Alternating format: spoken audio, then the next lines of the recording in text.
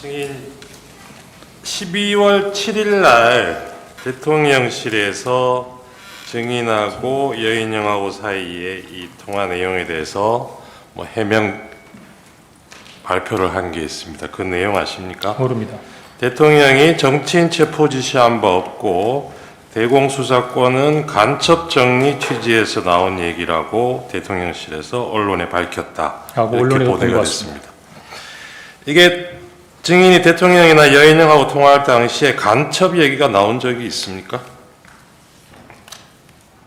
간첩 얘기 나온 적 없습니다. 네. 증인 국회에서도 그 얘기를 하셨는데 시키는 거 다 하고 싶을 만큼 대통령을 좋아했다 이렇게 말씀하셨지 않습니까? 그죠? 네. 네. 그 사이에 대통령 보고를 한 4차례 하셨다 그랬는데 증인의 대통령에 대한 그런 마음이 대통령한테도 전달이 됐을까요? 모르겠습니다.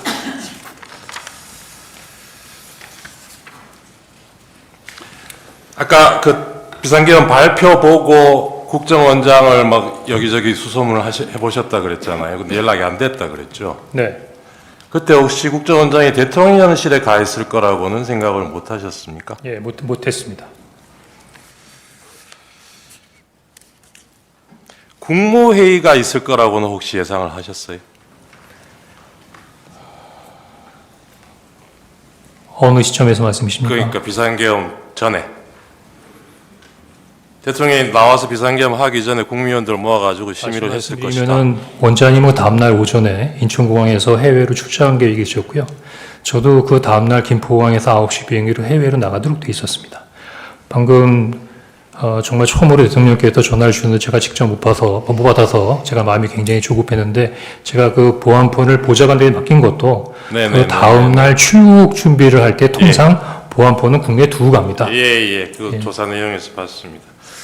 그 대통령이 청구인 그 증인한테 전화한 시점하고 조태영 원장한테 그 대통령실로 들어오라고 전화한 시점이 거의 비슷해요. 8시경인데 증인한테 먼저 했을지 조태영 원장한테 먼저 했을지는 지금 잘 확인이 안 되는데요. 그게 조태영 원장이 국내에 있다는 걸 알았더라도 내일 그 다음날 그 미국 출장 그 예정이 무슨 CIA 국장 만나는 일정 아니었나요? 굳이 제 입으로 얘기하지 않겠습니다. 뭐 다음 알려져 있던데요. 그래서 대통령으로서는 그 일정 때문에 원장한테는 이 얘기를 못하고 증인한테 전화했던 건 아닌가 뭐 그런 생각도 들긴 하던데 증인 생각은 어떠세요?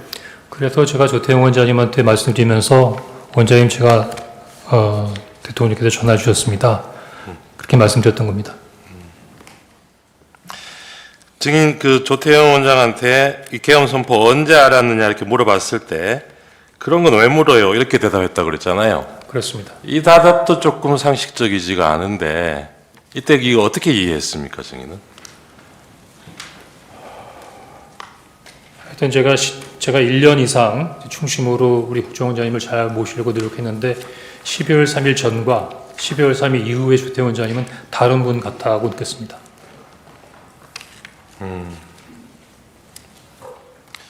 증인 검찰에서 한 얘기 중에 조태영이 증인으로부터 대통령께 전화를 받았다는 얘기를 듣고도 왜 전화했는지 묻지도 않고 아무런 말이 없었고 이재명 한동훈 체포 얘기를 할 때도 증인의 말을 듣기 싫어하거나 외면하는 듯한 모습을 보였다고 진술을 하셨어요. 기억나십니까? 네. 조태영이 그런 반응을 보이는 이유는 뭐라고 짐작하세요? 3, 40년 정도 주식 생활한 사람 입장에서는 충분히 어떤 상황이구나라고 파악할 수 있는 부분이지만 굳이 그 말을 이 자리에서 하는 부분은 적절치 않을 것 같습니다.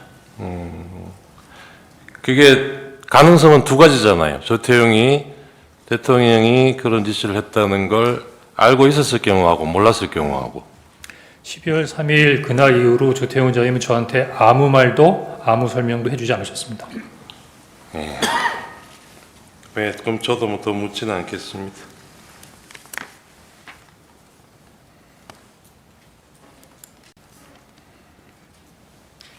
그 대통령이 전화로 했다는 워딩 이게 뭐 싹 다 잡아들여 싹 다 정리해. 여기에 구체적으로 뭐 사람이 이런 목적은 없었어도 그걸 지칭하는 뭐 대명사 같은 것도 없었어요? 없었습니다.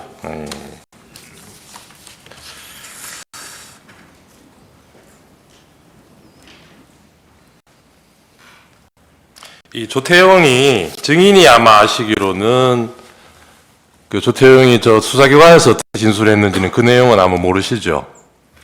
최근에 경찰에서 제가 얘기했던 부분의 내용을 진술하셨다는 내용을 언론을 통해서 봤습니다. 그렇습니까?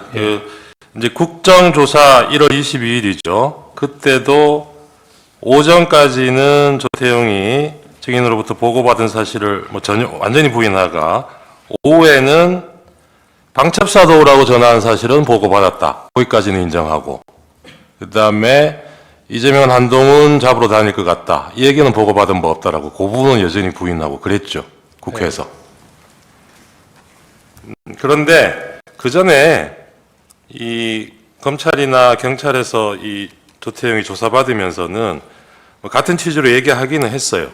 방첩사 도우라고 지시받았다는 보고는 받았고 그런데 이재명 한동훈 얘기도 했는데 이 얘기가 맥락이 대통령 방첩사 도우라는 지시하고 연결된 얘기가 아니었고 한참 중간에 띄어가지고 이거는 무슨 시중에 떠도는 얘기 전달하듯이 그렇게 했기 때문에 자기는 이걸 대통령 지시하고 연결시킬 생각을 못했다 이런 취지로 진술을 해요. 그 얘기도 혹시 들으셨습니까? 예. 그래서 증인이 당시에 조태용한테 보고할 때 그 보고한 내용과 맥락을 가능하면 워딩 그대로 지금 말씀해 주실 수 있습니까? 이해를 못할 정도로 중간에 이야기들이 많이 끈 게 아니고 딱 네 문장이었습니다. 첫 번째는 대통령님부터 전화 받았습니다. 아마 해외 출장을 이미 출발하셔서 원장님이 자리에 안 계신 줄 알고 저한테 전화를 하셨나 봅니다. 대통령께서 방첩사를 지원하라고 합니다. 방첩사에서 이재명 한동훈을 잡으러 다닌답니다.